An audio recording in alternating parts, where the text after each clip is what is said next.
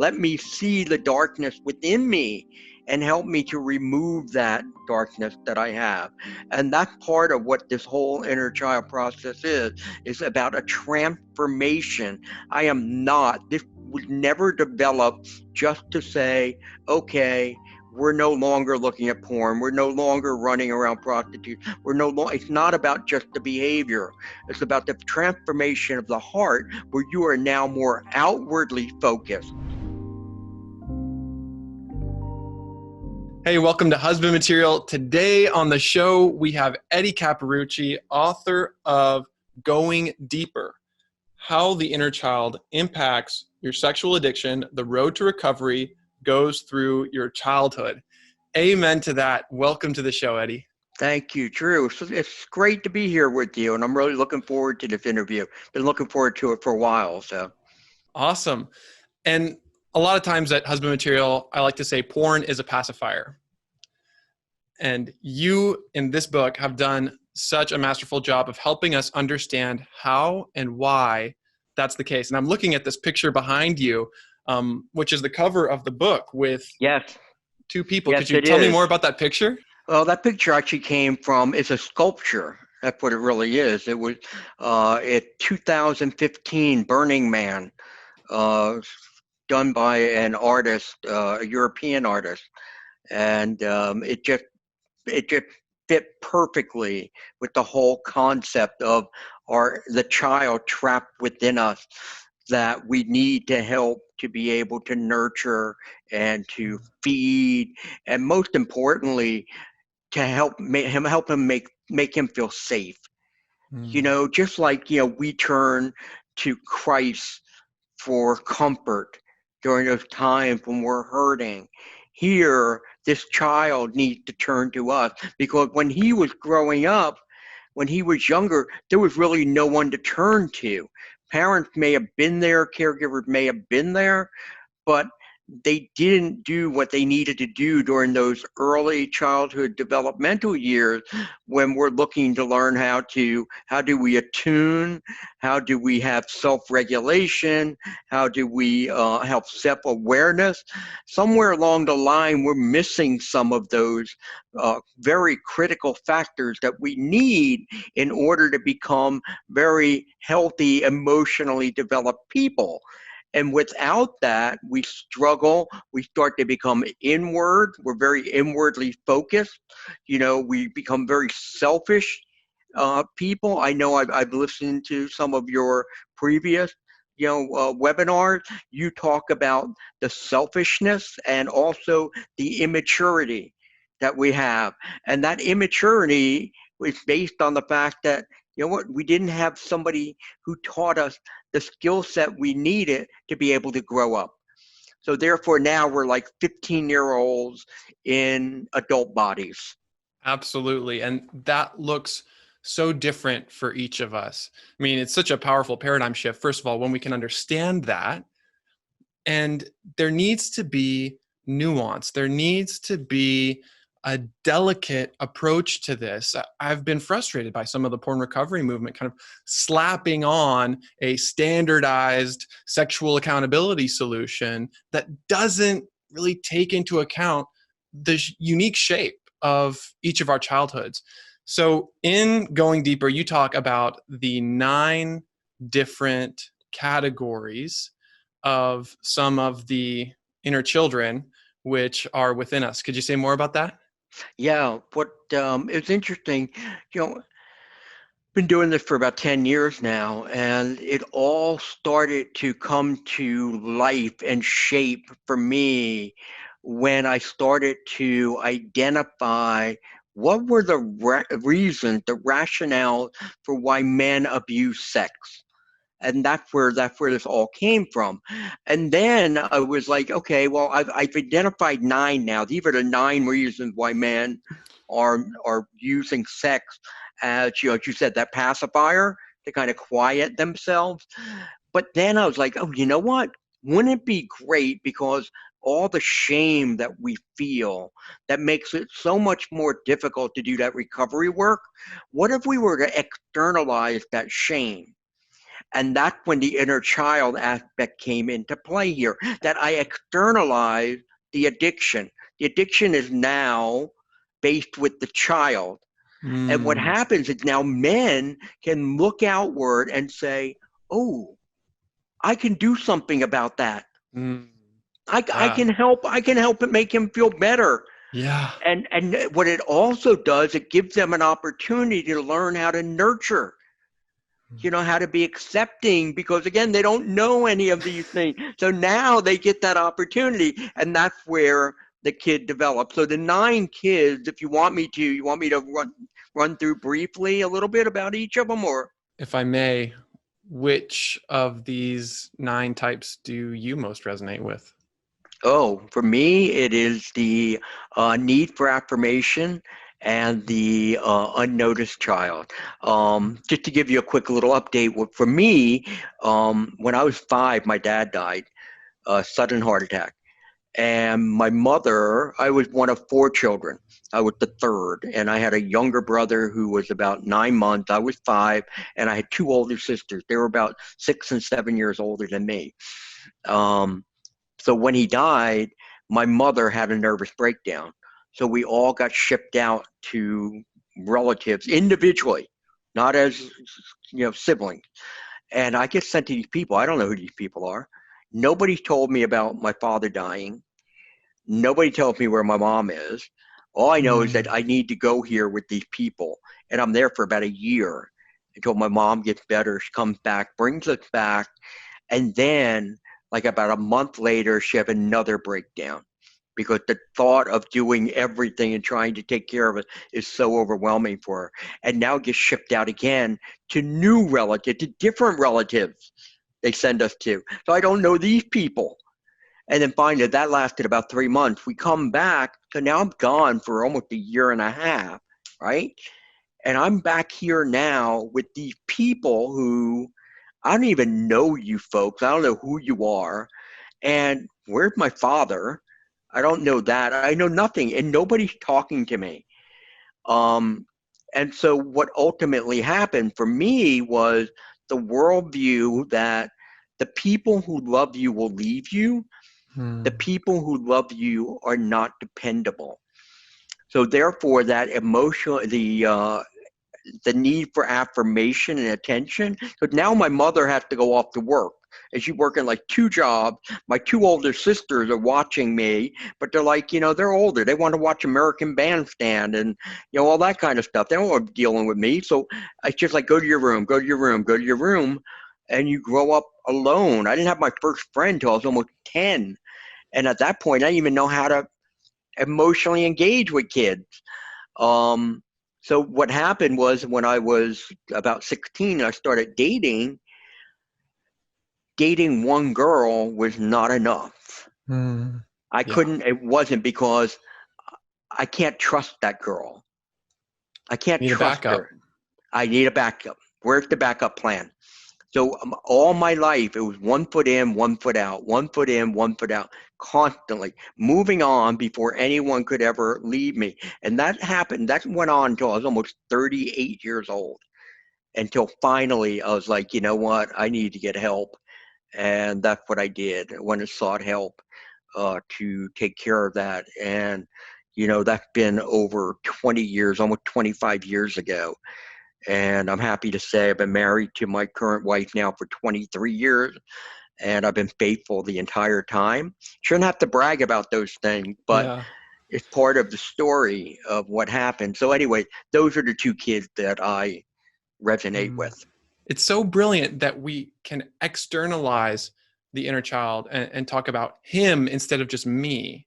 Right, Because there right. is so much shame if I feel like it's all my fault, it's all my problem, and I am the one who is to blame for all of this wreckage in my life. Whereas Hmm. if I can say, little Drew is the one running the show, There you go. all of a sudden I'm able to replace selfishness with self compassion. And that trains me to be able to love other people, like my wife, like my kids, while also still loving myself. Yes, right. And we have a very difficult time loving ourselves because of that shame that we have, because of the hurt and pain that we have caused so many other people. And we have to understand none of this is, these are not excuses for our behavior. Okay, we have to own the behavior. We had other options. Even if you just did it once and then you're like, oh my gosh, what happened? Why did I do this? To go and seek help, to be able to turn to other people. These are not. What they are is just rationales.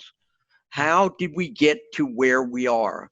Yeah. And for me, the whole aspect of the inner child process is to answer the why question. Mm-hmm. Why do I have sex as a cornerstone in my life? Why does it have such a stronghold on my life? And, there's many times couples come in here, because they usually come in the first time as couples. And, you know, the wife sitting there saying, I don't understand. I don't understand. I don't understand. Why did you do this? Why did you do this to me? Why did you do this to us? And the answer from the guy is the same thing. It's like, I don't know. I don't know. I've never had anyone sit there and say, well, you know what? I have this very strong need for affirmation that you really couldn't give to me because of what happened with my parents. And nobody's going there. They have no idea. But the thing is, once we understand those rationales for what happened, we become empowered, because Mm. now it's like, I understand and I know why I act out. I can fix that. Yeah. I can fix that now. Versus, I don't know. I'm just a pervert. I just Mm-hmm. go off and do things, and I have no clue why I do it. Yeah. We can't change something unless we're aware of it. Yes, right. You can't fix it unless you know it's broken.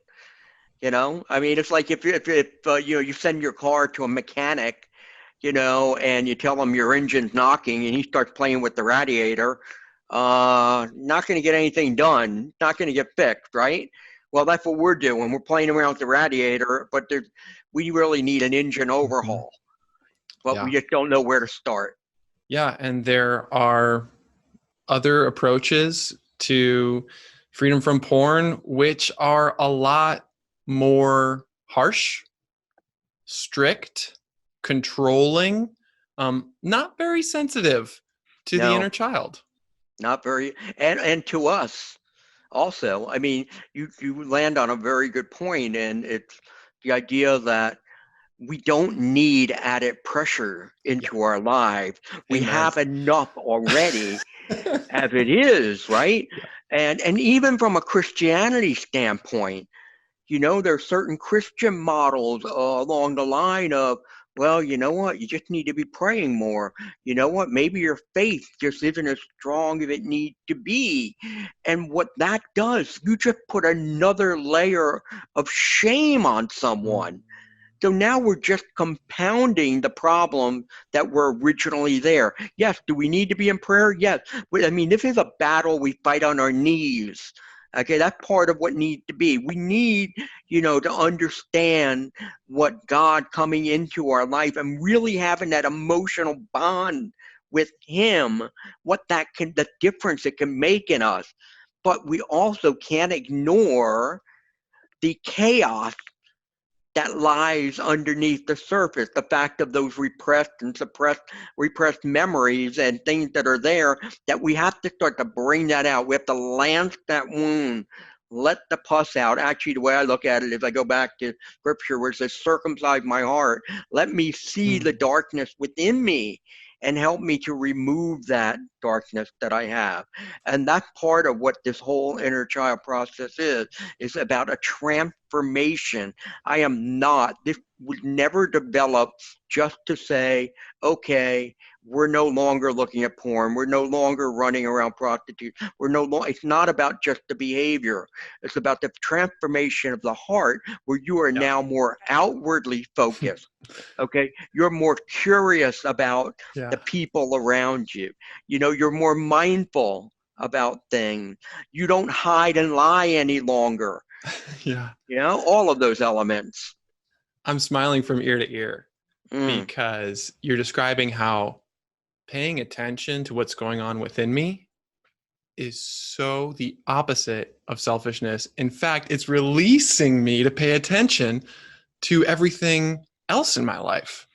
Right. But what happens, Drew, is if you as a child, okay, no one's challenging you to be curious. No one's challenging you to explore your desires, your interests, or whatever. You're like running underneath, in the background. When it comes to being able to be outwardly focused, no, I need to be inwardly focused, because if I don't care about myself, no one else will. Mm. No one else will. So therefore, it becomes a very defensive posture that we take. But with that, it becomes a very harmful posture, especially to the people who, we profess to love. What I mean by that is, by us being neglected as children, we turn inward. The child has to turn inward Okay. because he feels no one has protected him. Mm. Now, that stays with us, that worldview of, the people who love you, are not dependable. The people Mm. who love you will reject you. The people who love you, will abandon you, whatever it may be, depending on what your circumstances are. And with that pain that we have to stay within ourselves. I can't go looking out, how can I help everybody else? I need to be focused on me. And what that does is get you so wrapped up in your own head with what's going on in your life that you can't look outward to see what's going on in everyone else's life. And Mm. therefore now you come across as selfish. I mean, how many wives tell me that? They sit there and say, he doesn't care, he only cares about himself. He's only wrapped up in himself. And it's like, yes, you know what? You're absolutely right. That's exactly what he is. And I've never had yet, not one man I've mentioned and I've said, hey, you know what? One of the problems we have here is that you're emotionally immature. I've never had one of them who's ever fought me on that point. They've all said, you know what? You're absolutely right. I am. Didn't realize it, but that's what's going on here. So if we're neglected as kids, we turn inward. We feel like I can't afford to focus on God and other people. I just need to survive. I don't know how to. Yeah. I don't know how to focus on other people. I am just surviving. I'm So what you're focusing on saying is me. no one's focusing on me. So I just don't even have an example of what that looks like. Correct. Okay. So I just focus on myself. Okay. I think that's what it's supposed to be, right? It's just focus on you and we'll see how it goes. Or how it doesn't work out. Right, right. But see, that's when you become inwardly focused. Okay, so let's get into some of the reasons why we get this way. Okay. So let's start looking at some of the kids first. Okay. And we look at first, like the first one, the bored child. Now, the bored child was raised in this environment that really offered very little in the way of positive interaction. They may have been surrounded by people in the family, but these were the folks who ate dinner on TV trays watching television. Okay, there wasn't a whole lot of interaction. It might have been, how was your day? Good. That was it. So therefore, they had to grow up learning how to entertain themselves. And so they spent a lot of time in their own head, in a lot of fantasy. And I don't mean sexual fantasy. I'm just talking about fantasy of, being someone famous, being someone who is noticed, all of that. But somewhere along the line, they stumble across sex. And it's like, oh my gosh, this is the mother of all stimulation. I cannot believe this. And so that now becomes their go-to. So now as an adult, whenever there's those quiet times or those times when they're feeling, discomfort because I just don't know what to do and I'm fidgeting, boom, they go running to sex to try to fulfill that void. So boredom is a trigger. Boredom's the trigger. And it That's takes one them of back them. to those early years when there was nothing going on. Correct. That's right. The stimulation level was sometimes, in some cases, non-existent. Again, there's nobody challenging these kids. There's nobody helping them to explore their surroundings, themselves. There's no one teaching them how to be emotionally engaged. So therefore, it's like they're not living, they're existing. Hmm. And with that, they find something so highly charged in sex, they just go for it. And that's what really happens with some of these folks now as adults. They're not really living, they're just simply existing. Yeah. And porn offers a cheap substitute for something thrilling, Absolutely. feeling Absolutely. alive. Right. Correct. Feeling alive. That's a good way to put it. So, another child is the unaffirmed child. Now, this is a kid who grew up with little in the way of receiving praise or may have received a lot of criticism. So the result is a low level of self-worth with them. What they're looking for, okay, their desire is to feel affirmed. So whenever anybody reap praise upon them, they're like a moth to a flame, just going there. Yeah. Um, and one thing that happens is that men with pornography, men will report the fact that they get a sense of affirmation, that they feel like when that woman's looking at the camera, that she's looking at me, that, oh, she would desire me. These folks also sometimes practice their sexual techniques because they learn that, oh, you know what? If I'm really good sexually, oh, there's a lot of praise that comes at me. So therefore, and then it becomes, well, you know what? It's not good enough just to get praise from her or her. I want praise from more people. So Yeah. therefore, they're going out there and being more promiscuous.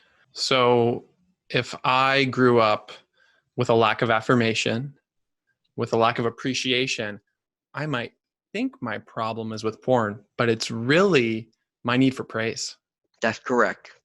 That's exactly right. I can see how, for me personally, that resonates. And when someone builds me up and affirms me separate from performance, it's like oxygen. Um, and that's what porn does, right? It doesn't ask you to be good. It doesn't ask you to have skills or to accomplish anything. No, it doesn't. And that's why, and even more than oxygen, it's almost like heroin. Yeah. I mean, there's such a rush that you get from that, and people become, they need it. So therefore, even if you have someone, a spouse, and this goes much to the unnoticed child too. Let's say you have a spouse who does give you affirmation. It's not enough because see, that inner kid is worried that, you know what I'm getting, what we're getting isn't going to last. She is not going to continue to give Mm. this to us. So therefore, oh, she's been like at work, that woman has really been praising us so much. Hmm. We got to be accepting that. We got to be exploring that more deeper. So once again, you could be getting affirmation in one source, but your child who he runs on fear. It's all about fear with him, that whatever I'm getting, which I like, it's just not going to be there for the long haul. Makes a lot of sense. Should we go to the unnoticed child? Let's keep going. We got 9 to Okay, get through. right. Now this is a kid who never felt like they belong. He didn't belong. And by the way, I use he and him because I work exclusively with men. I know that women also deal with sex addiction, so I have people that forgive my pronouns. Um, but they were never chased. They're rarely ever sought out. So what they want, what they desire more than anything else, is to be noticed, to have somebody pay attention to them. And again, their need for attention becomes fulfilled through things like pornography in a very similar way that the unaffirmed child is, because it's almost, again, it's the pseudo fantasy that yes, I could be accepted here. Yes, I could go into that role. I could play that guy, and those women would want to be around me. Yeah. And it's the same one. And these folks will be more heavy into doing things like chatting with people, Mm. by doing things such as the video conferencing, and even going through and hookup sites, because Yeah. what they want is to feel pursued Yeah. more than anything else. It's all about the hunt. And many of them will tell you that the sexual aspect of it is not nearly as rewarding and satisfying as it is just the fact that someone wants you. The chase, the hunt, the pursuit, that's what they're after. Yes, that's correct. Because what it's doing to them is saying, oh, I am no longer an outcast. I Mm. am now desired. But again, similar to what the unaffirmed kid is. These two are kind of similar. This kid, he could have a wife who's showing him all kind of attention, but the kid's like, not gonna last. She's gonna Mm. she's gonna she's gonna cut out on us sooner or later. Where's your backup plan? Where's the backup plan? Yeah. And sometimes the backup plan is nothing more than pornography. Yeah. At other times, depending on what that need is for that level of attention, it can go far beyond that. This desire to be seen, known, wanted, pursued. When we talk about it this way, it seems like such a holy desire. Like this is how God made us. It is, but unfortunately, nobody took that desire that we had and Mm. helped us to bring it out to the surface. Nobody showed us how to utilize it. But yes, that's what it is. That's why, and you look at what these people want and desire in all of this, all of them are attributes that fall within what the way God wanted us to be.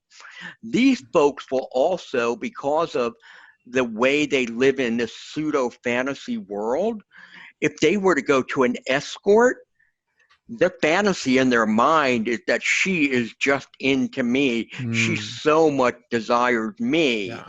even though they forget the fact that they've left money on the bedstand. Mm. The emotionally voided child. This is the number one kid. This is the kid that most people pick most. And by the way, just to let you know, when clients go through the process, they will resonate with anywhere between 3 and 6 different kids. So it's Okay. not like they just pick one. So while we're talking about these, all of us should be listening for which ones resonate, which ones are most similar to our experiences, and maybe multiple. Yes, I mean, if I tell people what stings the most, says, "Ooh, Mm. ouch." Yeah, that one, cuts at me. And yes, there could be multiple. But see, as we'll get into, it's not so much the kids we pick. What's really important about this process is what are those core emotional triggers that activate the kid?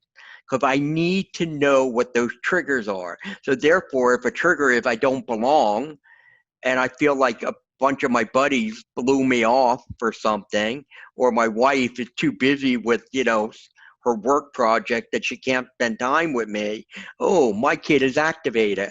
Because he's going back into the storage unit that he have. He's pulling out something where he really did feel like I don't belong. And he's trying to correlate it to now, and it doesn't match up. That's huge because we often talk about those messages of core triggers as lies. And they are lies if you look at it only in the present moment. If we go deeper, like you're teaching us to do, we'll see that those lies were actually true at one time. Yes, that's correct. At one point, they were true for us. But see, that's the problem, that the kid still lives in the past.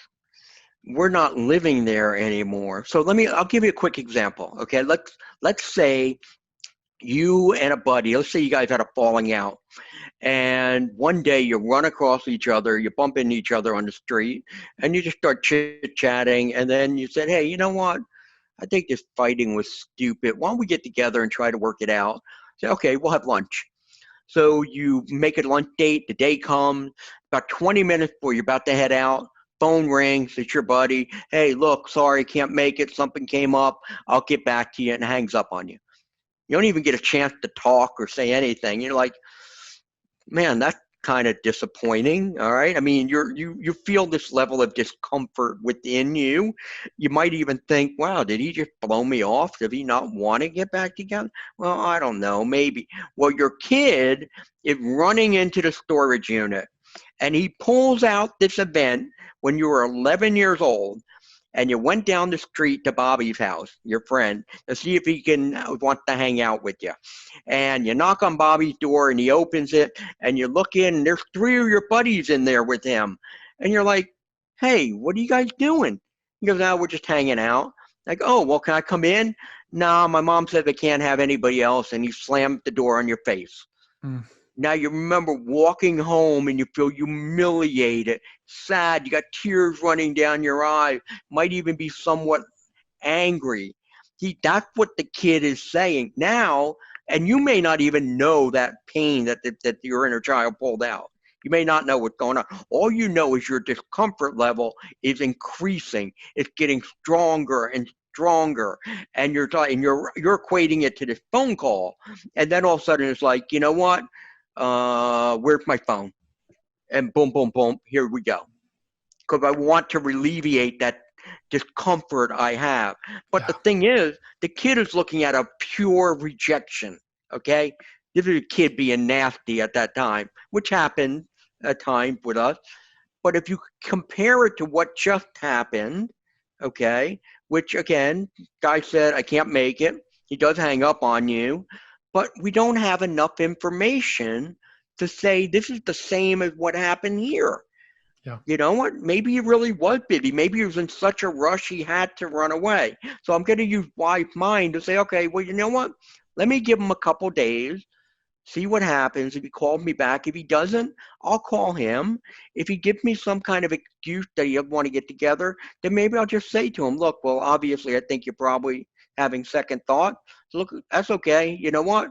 If you ever change your mind, you want to try to work it out, let me know. And then I go and I try to do something healthy. Okay, I make a healthy decision. But the kid, when he pulls something out of his storage unit, it usually doesn't really match up with what happened today. Yeah. All right. But he thinks it does. And that's why we have to be able to slow everything down.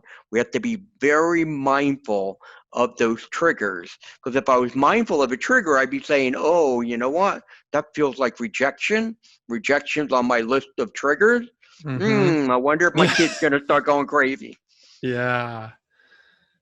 Yeah, absolutely. And so we think there's something wrong with us. Actually, something's right with us. Our brain is giving us a message about something that happened a long time ago. We just need to learn how to read it.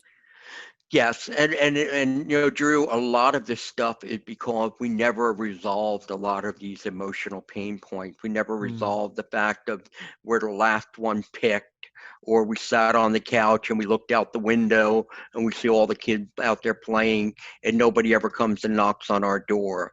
Or, you know, or the fact that I live in a home with, you know, 4 or 5 people and nobody communicates, nobody, you know, connecting together.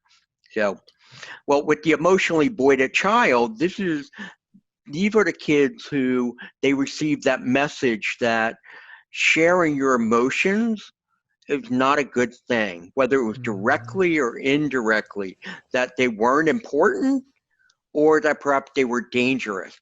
So therefore, they just stop feeling.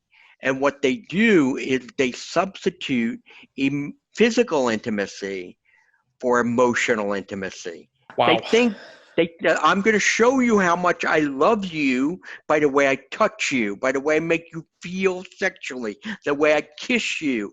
That's how I'm going to show you how much I love you. And because they don't know what emotional intimacy is, over time, their partners start to feel used. You know, they're like, we're not having any in-depth conversations. You're not sharing your feelings. You're not being vulnerable. You just, whenever you come near me, you know, you just want to grab me sexually and you want to go do something. And you know what? I just feel like this is a very incomplete relationship, and it really is. And the thing is, that's not God's design for sex. and for a relationship. God's design it we're built our relationships are built on emotional intimacy, and we use physical intimacy. We sprinkle it in to reinforce that emotional Wow. intimacy. Yeah. I mean, think about it. What does Scripture say? Scripture tells us, you know what? Do not become physically involved until after marriage. There's a good reason for that, because once you start to become physically involved with someone, the emotional bonding stops. All the focus becomes on the physical aspect of it. And therefore, that connecting never gets fully engaged, which means that now it is me, my partner, and God together. Instead, we're here clinging, and look how easy it can just break apart. This is blowing my mind.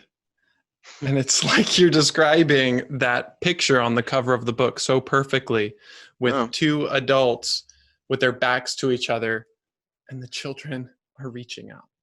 yeah, right. This concept blows a lot of people's minds in a good way, because Yeah. it gets people to start. Remember what we said before? We said these are folks who they don't really pursue things. They're very much in their own heads. They just go about their routines. Well, what's happening now is they're being challenged, sometimes for the first time, to gain insight about themselves.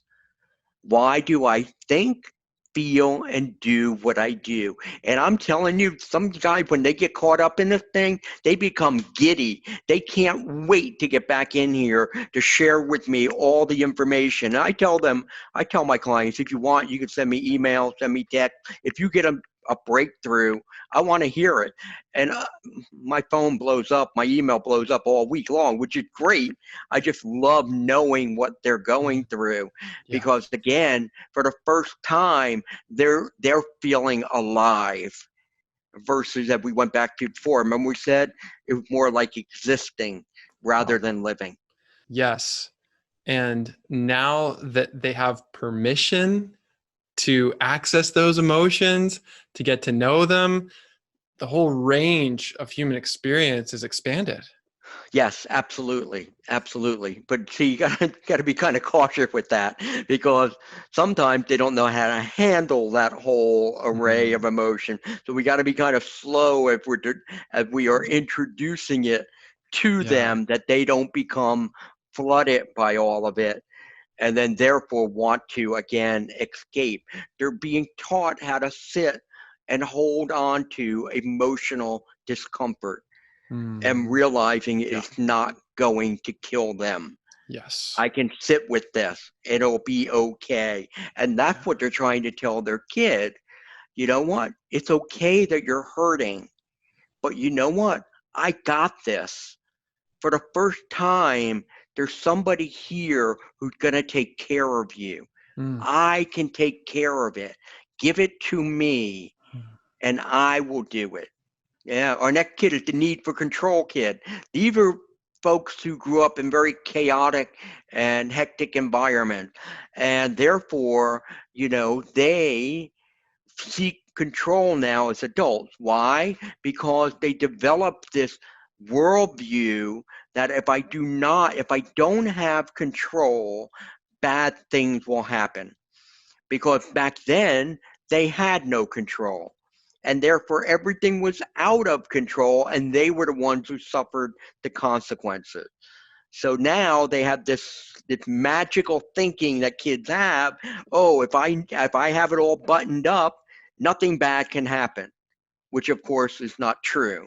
So what do they do? Well, if their event happens, which there will be, in which they don't have any control, they run to sex as a distraction. It's an outlet to them, because I can't deal with the anxiety of knowing there's a situation that I can do nothing about. This is when we hear about the guys who, you know, and I had one client who, 10-year-old daughter was diagnosed with cancer, and she was in the hospital, and she's mm, getting all the various treatment that she needed. And a good good ending to the story. She's 17. cancer-free, wonderful.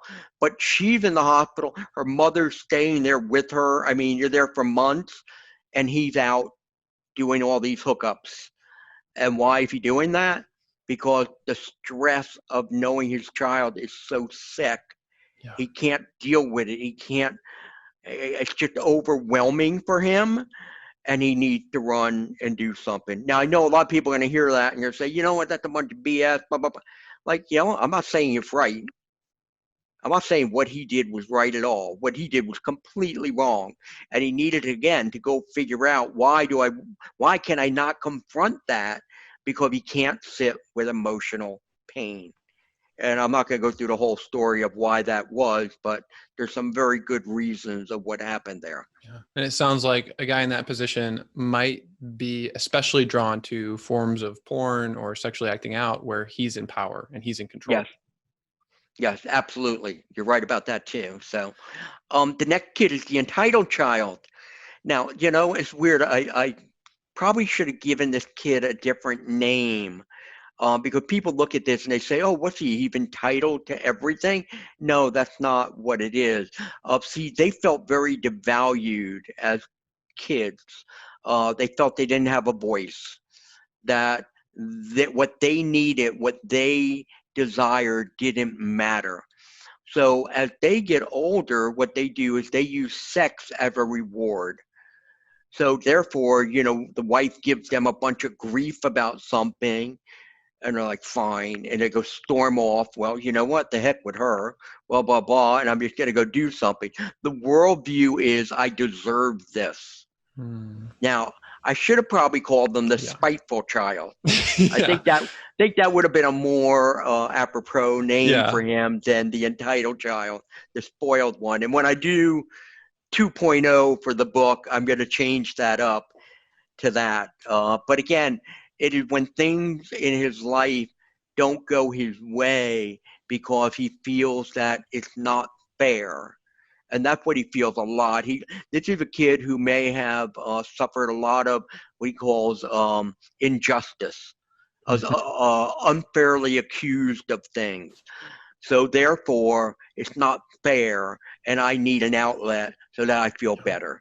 Maybe often a younger child whose older siblings would be taking advantage of him. Yes, absolutely.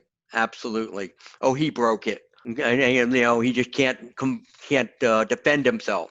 So yes, many times. The one who always gets picked on, things like that. That's where you'll find it. So but he's going to undergo a new name change if we move forward.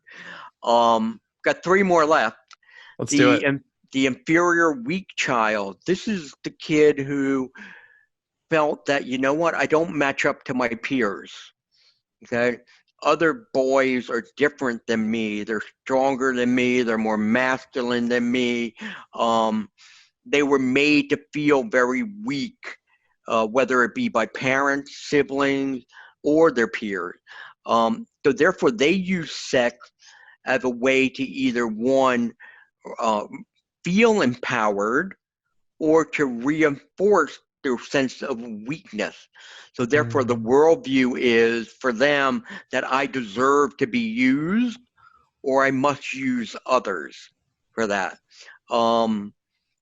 These are kids who, as they're growing up, you can have a dad who always comparing this kid to his other siblings and saying, look at them, look what great athletes they are, and look at you, you're such a nerd. And those kind of things where parents will sit there and call them sissy and this and that, and they just grow up to feel very weak and feel like I don't measure up. That's one of their major core emotional triggers. I don't measure up. And it goes along with something I heard recently, which is that when a parent criticizes a child, the child doesn't like the parent less, they like themselves less. And this core belief, I deserve to be used, sounds really important to me. Mm-hmm. And very deep-seated. Yes. And it would make sense why, if I'm in that situation, I might pursue pornography that was very degrading, or be aroused by situations where I'm being used or I'm being mistreated. Right. Or I'm being dominant. Mm-hmm. Okay, because you can go to the other end too. I'm trying to Yeah. overcome that in that aspect too. Yeah. Yeah. I mean, what you go back to before, again, children egocentric. So therefore, if a parent is criticizing and almost demeaning them, they're not going to look outward and say, "What's wrong with you, mom? What's wrong with you, Yeah. dad?" They're Yeah. going to say, "Oh, there must be something wrong with me." And these become the lies that they believe, and that's that internal critic that plays in the back of your head that just won't go away unless it's confronted. And how do you confront it? Well, you know what? You put it to God's truth. I mean, how does God see you? And these folks, these folks are going to tell you, they're going to say, oh, he sees me as I'm there's something, I'm defective. I don't measure up. That's what they're going to tell you. But then, because what they're doing, they're projecting what they feel about themselves onto God. And then once you get in, you start going through the scripture, and you say, no, whoa, wait, stop. You are just running on emotions right now. Okay? That's all that is. We need to go to wise mind. So let's look through scripture and let's see, what does this tell us? How does God see us? The fact that, you know what, he sends his son to die for you. Why? Because he wants you to one day walk side by side with him. You tell some of these people that, and they're like, I just can't believe that. I don't believe it. Let's keep reading. Let's keep reading. You know, let get deeper into it. And then when they finally do start to see that, and they're like, oh my gosh, I am unique. I am special. Those things that I thought about myself, they're falsehood. They're not real. Wow. And that's when you start to see that transformation. And at that point, porn becomes unnecessary. Yeah, I don't need it. Why do I need it? It's not, if there's no purpose to serve. Before it used to serve a purpose. It was going to reinforce my sense of weakness or the fact that I Yeah. needed to feel strong. Yeah. And that core belief that I'm not good enough, I'm not worthy, is replaced by a new belief. Porn is not worthy of me. That's correct. Right. And I am the prince of a king. Amen. That's my label. Yeah. That goes back to my first book that I wrote, Removing Your Shame Label. It is the Mm-hmm. label that we should wear, Mm. is the label that I am the prince or princess of a king. No other label defines us. Yeah. It's a label of honor. Yes, absolutely. Absolutely.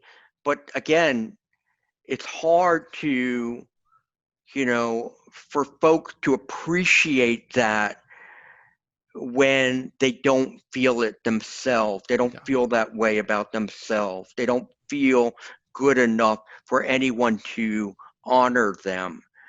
And that's why we have to go in, circumcise the heart, look at what's there, clean it up, and then say, hey, you know what? What you feel versus what is real are two different things. And they usually don't match up at all. Yeah. Let's look at reality through God's lens and look at past reality as well, because those feelings were real at one time. Yeah, they were, but they weren't your fault. Yeah. See, that's the thing. You know what? Just the fact that somebody tells you, that you don't matter, it wasn't true. It was someone else's own dysfunction. Isn't it amazing how those little comments stick with us for so many years?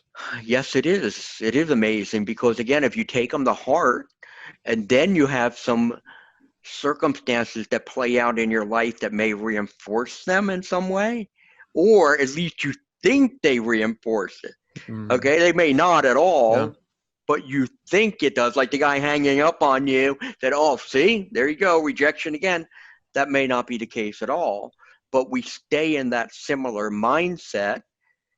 And therefore, then again, it starts to get bigger.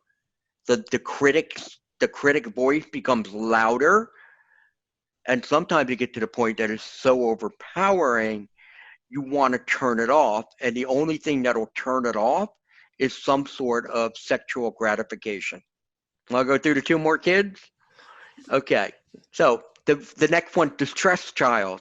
This is a kid who grew up in a very anxious environment. May have been an environment with a lot of neglect, with abuse, trauma. But what happens is over time, a kid can't stay in that state of anxiousness. They got to find an escape to do it. So what happens is their level of anxiety desensitizes. They are not feeling it as much. They are suppressing it. And I tell my clients, I go, because many times they'll come in, they're like, whoa. I go, wow, you seem, anxious. And they're, no, I have no anxiousness. And I start pointing things out to them. And then as we go through this, then, like months later, like I never realized how anxious I was. But I was like, you know what? It's like if somebody would jump into your body, they'd be like, oh my gosh, what is wrong with this dude? How did he feel like this? Yeah. But yet they present in such a calm fashion. They're not. But let me tell you, they'll go from 0 to 60 in a moment, right? Or they'll be passive aggressive. Yeah. They'll be passive aggressive. They'll do something to get that out of there. It's often kind of like a low-level background noise that's always there. And sometimes the volume gets turned up, but even on a normal day when nothing's going on, there's still a little bit of fidgeting. And I'm talking about myself right now. Yes. But you're right. That's exactly what it is. And so therefore what they discovered is that sex calms that down, which they're right, it does, because that's part of what sex does. It releases the various neurochemicals in our brain that does produce this sense of relaxation. But again, that was not God's design for sex. He did not create sex to say, oh, let's use it to be a stress buster. That's not what it was supposed to be. It was just one of the benefits of the aftermath of having a sexual encounter. So therefore, but they'll use sex to distract themselves from any chaos that they may feel in their everyday life. And then lust becomes my lullaby. Right. Helping me I fall like asleep. that. That's good. Yeah, porn is a pacifier and lust is a lullaby. Well, our last kid is a sad kid. This is the early sexually stimulated or the sexually abused child. And they pretty much identify for themselves. But what happens is, in stumbling across sex, whether it was their early stimulation or they were molested, they have a lot of distortions about sexuality. Sex can be a commodity. Sex can be just a physical act. There's no emotion engaged in it. Therefore, I can just give my body to whoever, whenever. Porn is the idea of re-traumatizing sometimes what I've done in the past, often feeling dirty, whether sex is dirty or I'm dirty, sex is bad, I'm bad. In fact, I was talking to a client a couple weeks ago, and he was saying how he got the stigma that sex was bad, and he got married, and when he got married, he just did not engage sexually with his wife, but yet he was using porn and masturbation almost every day. Because the idea of coming together with a person, like, no, you can't. That would draw up all these harmful memories of the molestation that went on. So let me do it in another way. And the problem, though, is that with his wife saying, what's wrong, all the guilt and all the shame, which now kept running him back to the pornography and the masturbation to forget about that for a while. So it just becomes this very, very difficult cycle that they go through. So this kid is feeling unsafe. Yes, all these kids feel unsafe. They all of them. I mean, that's what you're trying to do when we say, "Hey, I got this." You're making them feel safe. Yeah, because no one was there to make them feel safe before. So amazing to hear about how they grew up and were able to become such a powerful part of your story, and how over the last 25 years. Yeah, it's been a ride. been a real ride with them, and I'm just so glad that I've had the opportunity that God gave me the chance to do something like this, because I haven't always been a counselor. I was in corporate America for 25 years, and all during that time, for the most of it, I was acting out. Um, but when I finally, came to Christ, and I was like, oh, okay, so this is what it's like to have that kind of relationship with him. Yeah. And, now I got a good relationship with a woman who I love, and I can just, go on my merry way. It's like, no, I got something else for you, man. Like, what? And he goes, I want you to be a Christian counselor. I'm like, no, I'm not doing that. I fought him for 2 years. I mean, my wife, she had a ringside seat. She loved watching it. She thought it was hilarious because she knew who was going to Yeah. win out anyway. But finally, but brought me to this ministry that now for the past 10 years, having to go back to school, get another master's degree, get a PhD, do all of that stuff, and to bring me to this ministry where then it's like, oh, because I wasn't even going to do it with sexual addiction. I was going to be a generalist.